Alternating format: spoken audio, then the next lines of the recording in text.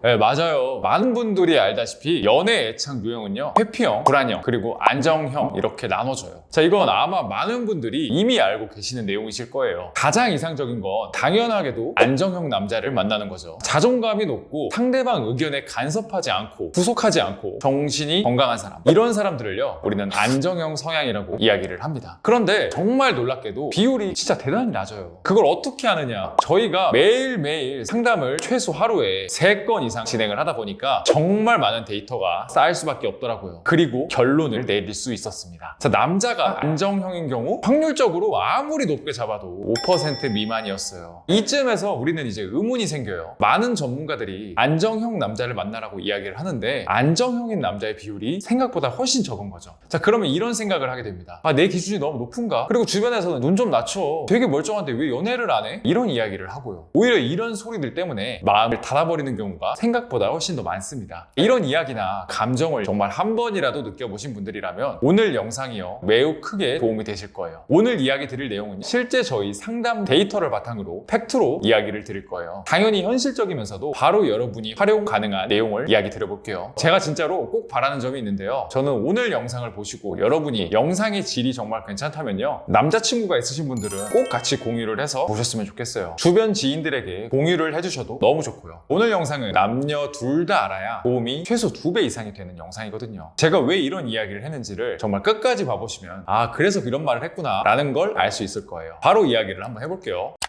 자, 우리가 처음에 회피형, 불안형, 그리고 안정형이라는 애착 유형은 들어는 봤고 안정형의 비율은 5% 미만이라는 걸 알게 됐어요. 그러면 나머지 95%는? 네, 그렇죠. 회피형 또는 불안형인 거죠. 많은 분들이 아시겠지만 회피형이 뭐고 불안형이 무엇인지를 제가 1분 안에 이해하기 쉽게 설명을 해볼게요. 자, 회피형은 함께 있어도 외롭다를 만드는 사람들이라고 생각을 하면 돼요. 나와 타인이 일정한 거리를 유지하고 싶어 해요. 그리고 자신만의 시간이 반드시 필요한 사람들이에요. 보통 남자분들이 회피형 성향을 가지고 있으신 분들이 많아요. 특히나 남자분들이 사회생활을 시작하고 나서부터는 이 회피형 기질이 더 돋보이는 경우가 많습니다. 만약 여러분이 나보다 일이나 친구가 더 소중한 사람이라는 느낌을 그 남자에게 받았다면 높은 확률로 회피형 남자입니다. 반면 불안형은요, 기본적으로 애정 결핍적 성향을 가지고 있어요. 그리고 이 애정이 충족되지 못하면 매우 불안해합니다. 보통 감성적이고 감정적인 사람들이 이 불안형에 속해요. 극단적 불안형 같은 경우엔 상대방에게 서운함을 토로하는 빈도가 생각보다 매우 높습니다. 상대를 구속하려는 경향성도 있고요. 딱 이 정도까지만 알아도 앞으로의 중요한 내용들을 이해하시는데 아무 무리 없으실 거예요. 자, 이제 조금 더 심화 버전으로 제가 이야기를 이어나가 볼게요. 조금은 이제 머리 아픈 문제들이 발생을 합니다. 그건 바로 이 불안형과 회피형이 처음부터 드러나지는 않는다는 거예요. 특히 회피형 남자가 정말 머리가 아픕니다. 왜냐하면 초반에 불안형처럼 보이는 경우가 많기 때문이에요. 그러니까 처음에는 나를 하루라도 더 만나려고 노력을 하고 표현도 많이 하고 많은 부분들을 나와 같이 하고 싶어 합니다. 그런데 이 약발이 정말 길어야 6개월에서 1년 정도밖에 안 가거든요. 이 약발이 떨어지면 이제 다시 회피형 기질이 나오게 돼요. 그래서 많은 여성분들이 아, 이 남자가 처음에는 진짜 내 눈만 봐도 꿀 떨어지고 나한테 최선을 다했었는데 지금은 변했어요, 이런 이야기를 해주십니다. 사실 이 남자는 불안형인 줄 알았지만 사실은요 회피형이었던 거죠. 현실에서는 우리가 딱 회피형, 불안형, 안정형을 우리 머릿속에 알고 있어도 그게 잘 보이지 않는다는 그런 맹점이 있어요. 그리고 딱 사람을요, 너는 회피형, 너는 불안형 이렇게만으로도 나눌 수 없어요. 왜냐하면 많은 사람들이 회피와 불안이 섞여 있거든요. 가령 예를 들어서 저 같은 경우에는요, 저만의 시간이 필요하지만 또 상대가 나와 너무 거리가 있는 건요 극도로 경계하는 타입이에요. 표현도 많이 하는 편이고요, 스킨십도 무척 좋아하고 인정 욕구도 강한 편입니다. 자, 이쯤 되면 정말 어렵죠. 95%의 사람들이 회피 또는 불안형이라는 부분 때문에 어떤 사람을 만나야 할지 사실 조금 더 고민을 하게 만들어요. 괜찮은 사람이 없다, 뭐 이런 고민들이죠. 제가 눈을 낮추자, 완전한 사람은 세상에 별로 없다, 이런 식으로 이야기를 하려는 게 아니에요. 이런 어려운 상황에서도 우리가 선택할 수 있는 최적의 방법을요 지금부터 말씀을 드려볼게요. 지금부터가 정말 핵심 중에 핵심입니다.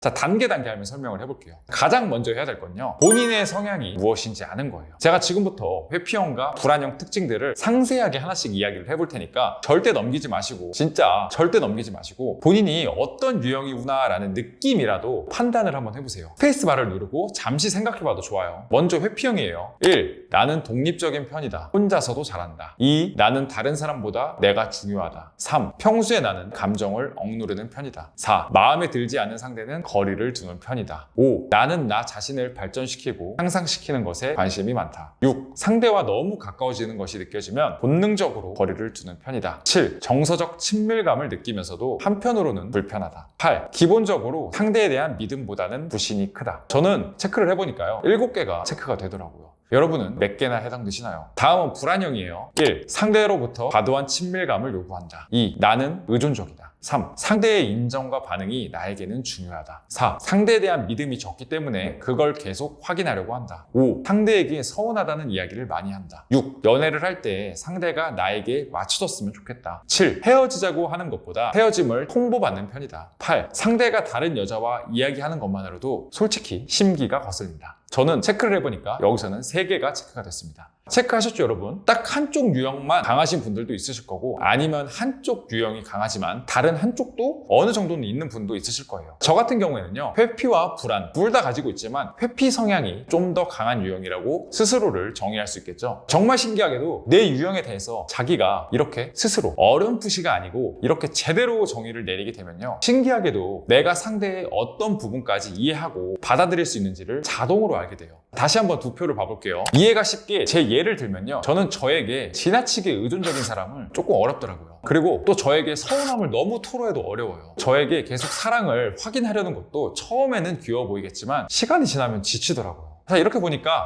나는 회피 불안형이지만 불안 유형이 강한 사람과는 연애 자체가 힘들구나 라는 걸 알 수 있어요. 정말 신기하죠? 그러면 저는 이제 이성을 만날 때, 여자를 볼 때 불안형이 강한 사람은 조금 피하게 된다는 거죠. 그리고 또 연애를 하기 전에는 상대방에게 이렇게 이야기를 할 수 있을 거예요. 나는 기본적으로 내 시간을 존중해주면 상대에게 더 잘하는 편이다. 그렇기 때문에 나에게 너무 의존적인 사람은 솔직히 나랑은 조금 잘 맞지 않더라. 미리 내가 가진 성향적인 부분을 상대에게 이런 식으로 이야기를 할 수 있는 거예요. 괜한 시간 낭비까지 막을 수 있는 겁니다. 자, 우리가 정말 상투적이지만요, 나를 알아야 상대를 알 수 있다고 하잖아요. 정말로 이 애착 유형에 대해서 본인의 유형만 알아도 내가 이런 사람과 잘 맞고 잘 안 맞는구나 라는 게 어림잡아서가 아니라 딱 설명할 수 있을 정도로 간단해져요. 되게 간단하죠. 지금까지 따라오셨다면요, 정말로 물음표가 느낌표가 되는 느낌을 받으셨을 거예요. 그리고 제가 처음에 이야기 드린 왜 가까운 사람 또는 남자친구와 같이 봤으면 좋겠다라는 것도 이해하셨을 거예요. 자, 애착 유형에 대해서 서로에 대해서 알게 되면요, 우리가 이런 성향을 가지고 있었구나 라는 거를요, 알 수 있게 되거든요. 그러면요, 상대의 행동이 정말 이해가 되기 시작해요. 당연히 처음 이야기 드린 것처럼 자존감도 높고 상대에 대한 배려심도 높은 안정형을 만나는 것이 정말 최상일 겁니다. 그런데 이 확률이요, 5% 미만의 확률이기 때문에 우리 스스로가 어떤 성향인지 알면 내가 원하는 이성이 어떤 성향인지 명확히 알게 된다. 그리고 그런 사람을 만나기 위해 노력하면 된다. 그리고 그것이요, 각자 개인에게 딱 맞는 연애 상대다라는 것이 오늘의 결론이에요.